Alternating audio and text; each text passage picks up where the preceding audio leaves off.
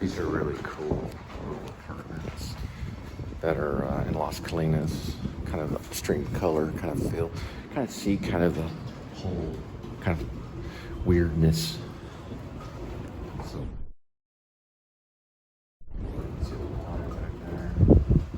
it's really kind of interesting. Places you can actually like an ATM kiosk, but you can also apply to get in, and then there's also like you make payments at the kiosk, all kinds of cool stuff. That's actually part of the canals right there.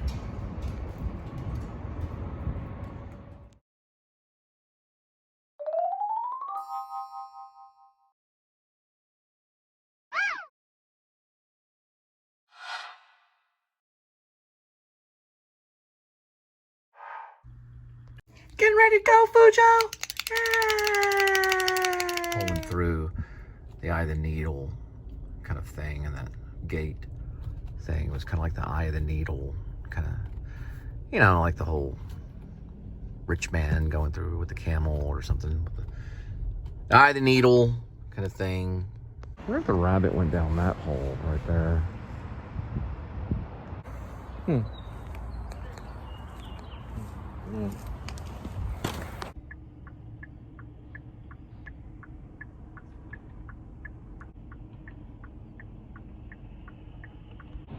What's interesting about a lot of the vlogs that are very popular is there's always something going on underneath the vlog. So you have the vlog itself, and then there's always a story underneath it.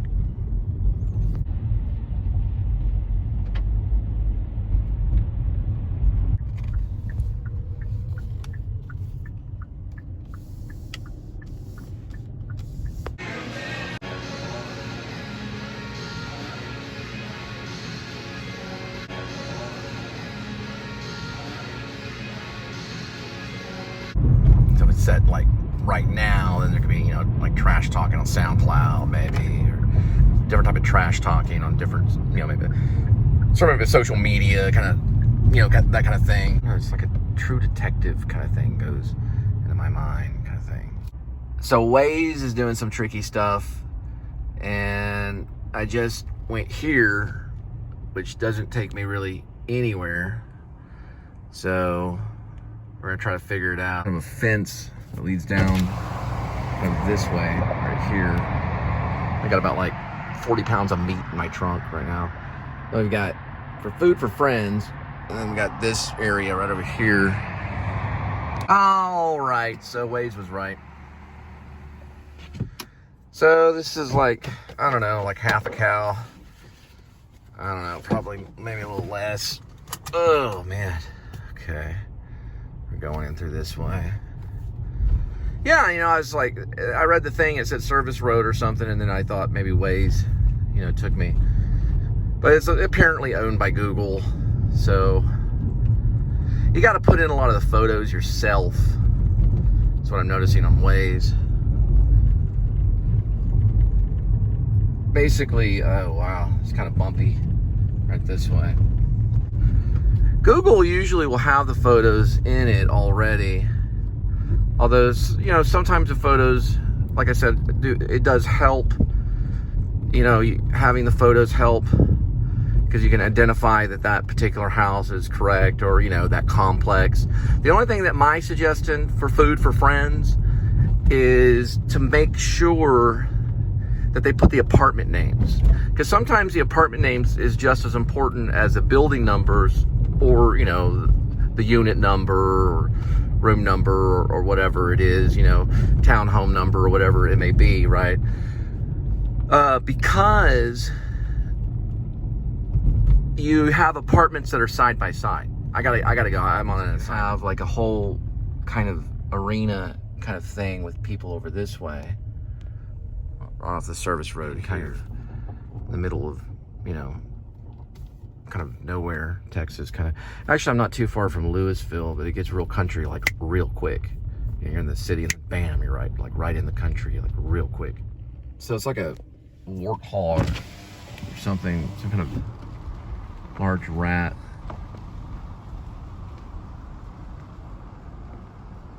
Yeah, I don't know what that was. A photo, a really quick photo. There, it's kind of like a, I don't know, kind of spooky. There's a bunch of trucks over there.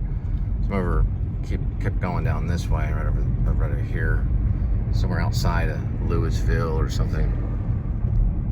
Huh. Oh, okay. It says Dallas Gun Club. That's what that says right there. Yeah, that sign back there said Dallas Gun Club.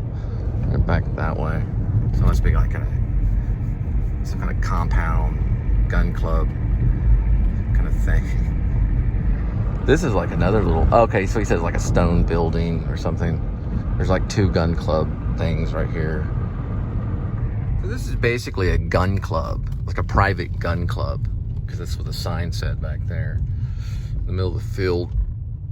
They got like some shooting gallery kind of things or something in a big field kind of thing. The guy apparently was pretty nice. I told him, you know, that I stopped off at that little factory thing on the side. It kind of looked, not really like the Texas Chainsaw Massacre exactly, but I mean, it just kind of looked like a, you know, it was a bunch of trucks and stuff like that around the area. And I guess this is part of the gun club.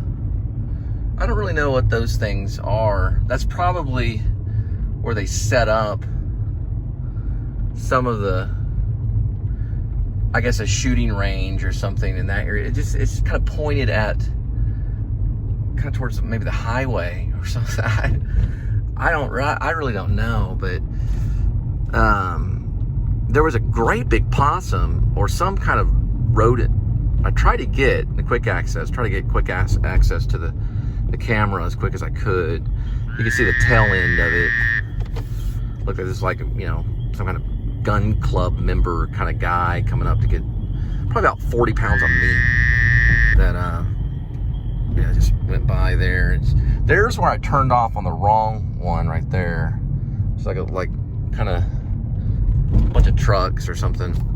And then this one is another, one of the signs says gun club. I don't know exactly where it's at, but I don't know for sure if it's, this is probably sporting clays is what that says, sporting clays. So probably somewhere up here is where it said gun club. Dallas Gun Club, I guess it's an organization. And then this is kind of the area.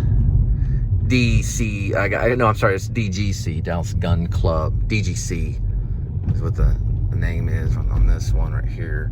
That's an exit to I-35-121. So I'm thinking maybe it could have been it. And then, oops, hit that one right there.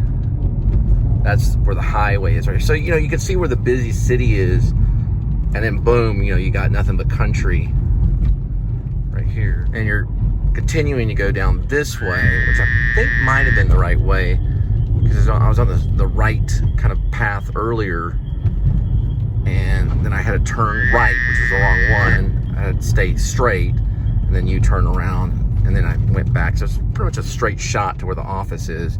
At least you go to where all the trucks are. I guess I don't know if they're like an auction kind of place. Sometimes they'll trade trucks and things like that or something. We're gonna head down this way. Or there's just a bunch of trucks in one area. And this is kind of one of those kind of gate things. Kind of open this way.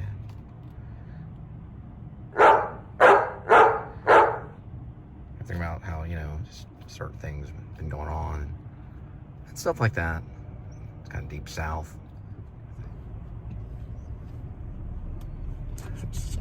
I'm just joking. Yeah, there it is. Okay, there's the gate key. Okay. And more and more of this kind of casual closing of business. This is actually a patio place. Well, not just patio, but living, all living, kind of casual living place that's no longer around. You can see it's boarded up right here and right there. Well, that's not, but it's called Casual Living. You can see how the whole thing is just kind of closed. A lot of this is going on all around. Basically patio fireside right here. It's been closed down. A lot of this is just, you know, been happening quite a bit over the few years, or at least within the year. So I was exploring with Siri about opening the camera. She's pretty quick. She's pretty quick at it. So you just basically just say, hey Siri, open camera, and then, you know, that's a quicker version of quick access, I guess. Say that kind of cost me a shot there, but I guess I'll just take this one right here. So I guess the quick access manually, if you do it with your hands, is pretty good with, you know, opening basically the camera. Or you can just tell Siri to open the camera. It's pretty quick. I mean, you got to kind of look out a little bit ahead, because that Samsung is, the quick access is, you know. But when you're going this way, and you want to go to the Dallas Gun Club, you just basically go.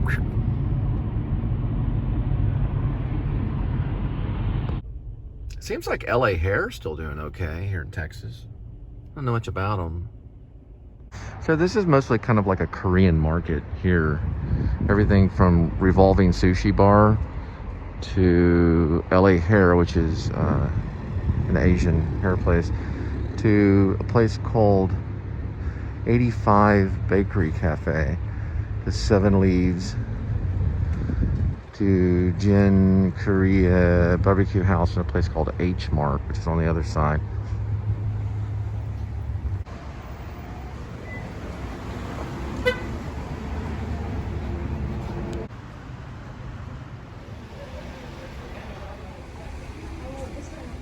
So basically Carrollton in this area is very much influenced by Asia. That's Chinese and Korean especially. So you're gonna find a lot of little lots here where you have like maybe, I don't know, 50 Asian places. And always like a ranch market, or you'll have like what's called an H market. Is produce, meat, seafood, mostly from like Asia. Now I haven't read every Stephen King story, but I have read The Stand, and I read the unabridged version. I suggest everyone run out immediately and begin studying. The Stand is actually a very good story about good versus evil, and it's very complex. And one of the protagonist characters in it, I wouldn't say, yes, shut up, Navigator. One of the characters in it is actually, his name is Randall. He's kind of the bad guy. I guess it wasn't protagonist. I guess it's the antagonist. The antagonist, not protagonist. Antagonist is his name, Randall. But it's about a story between good and evil and how people are responding to the evil. And there's the guitar man, you know, the guy that has a guitar, and there's a lady in the cornfield, things like that. You gotta check it out. Yeah, Foxygen, they're pretty good, you know. Shuggle. Foxygen Shuggle. They're actually a pretty good band. I mean, I think they're one of those bands that they're going to stay around, you know, quite a bit. Foxygen, you know, very good. Green has a lot of these. This is like a Marriott right here. And we have a lot of food for friends that, you know, we do like right here. This is kind of area right here. Over, kind of like that. Switches over, kind of like that, probably. Something like that would probably work. Supposedly it's like, you know, like 15 floors kind of thing, you know.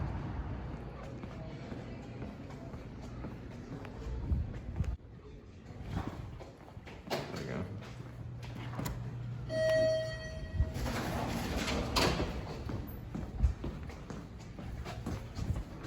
Oh wow, that's 20. I thought it was 15. My goodness. For some reason I thought it was 15 floors. It's actually 20. It's pretty big for Marriott, you know? These are kind of, they're like little twerking noises. Twerking.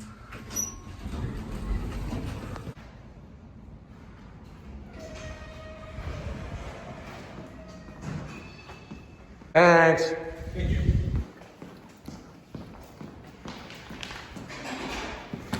kind of high up. Didn't give me any time at all. It's cool. You know, like right here. It's pretty neat.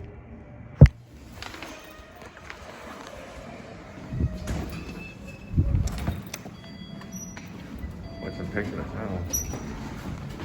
Okay. Can I push this one?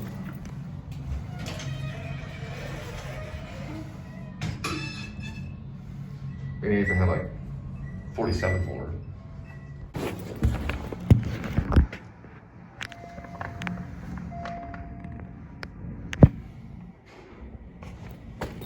Kind of a cool restaurant, you know, for a big holiday.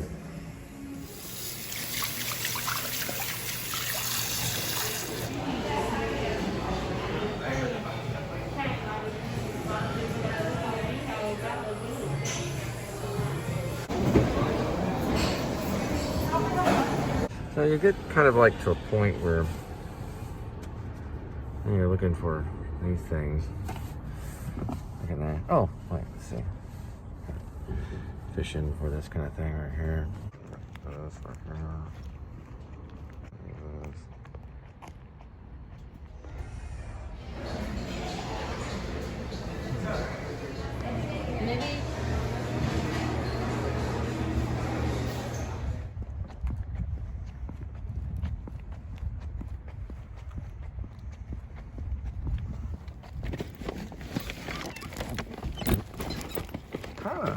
It's fighting.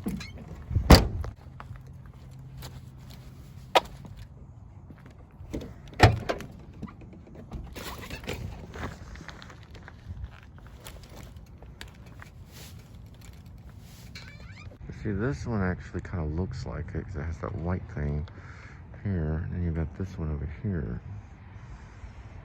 Seems like a pretty nice person. Actually, I had to come out, help out with that one. So, anyway, well. So my thing about David Lynch is that it's dangerous for a filmmaker to try to imitate him. But he's very good with actors, so it's safe for an actor to work with him because he provides a very safe environment for an actor. Okay, let me go this way. Ooh, that light just went off right over there. But when you start trying to like be David Lynch, you're doing all this, you know, what happens is people are like, what in the world? You lose people. But the thing is, we use some of him because some of that is in nature, or some of it's in reality. Okay, so some of it's there. So you find it usually in the editing room, and David Lynch is probably shaking his head on this. Okay, you're gonna find the David Lynch kind of stuff in the editing room, or maybe in a dream. But you can't think like him because you're not him. And I mean, like Scorsese, you know, you learn, okay, you can shoot from above and show the candy bar, the Clark kind of thing, where whatever the bar was that Travis Bickle gets in Taxi Driver. And you see a technique there that can show a lot of storytelling really quick. So you can take some stuff from maybe Scorsese, and you could maybe get away with it a little bit, but you can't really do that with Lynch because that's a world that's otherworldly, kind of created in the mind or in the spirit or something. It's hard to explain what I'm trying to explain. But ultimately, what I'd say in film, like that Fiesta over there, you can't see it. I saw it earlier. Nice little lights and stuff. So it called me out. And it said, hey, Cole, you know, turn everything on, and I want you to capture me. You know, turn the devices on. I want to see this right here, this passing thing. You can kind of see it. I roll down the window, get rid of that lens. I'm seeing it for a second, right? Then you're just kind of exploring just kind of like media images, you know, tools. You might have saw that. It was a little blurry. I saw it. You might have saw it. And there's a railroad track. So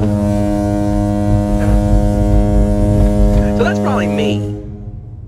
Because, well, something told me, maybe it was the word Fiesta, maybe it was, I was talking about Fiesta earlier, so then all of a sudden, I'm needing to do something because I saw Fiesta, the grocery store, which is in the South.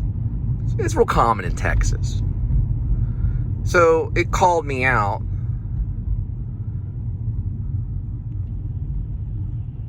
(7-Eleven). So I did something. So am I imitating? I don't know. Does it matter? Nah, not really. Also, as a filmmaker, especially in doing this kind of stuff, where you put everything is kind of important. Like, where you place certain apps on the phone and all that stuff makes kind of a difference in certain aspects to what you're doing, So you're kind of prepping all the time, and what you're trying to capture as quick as I guess you can.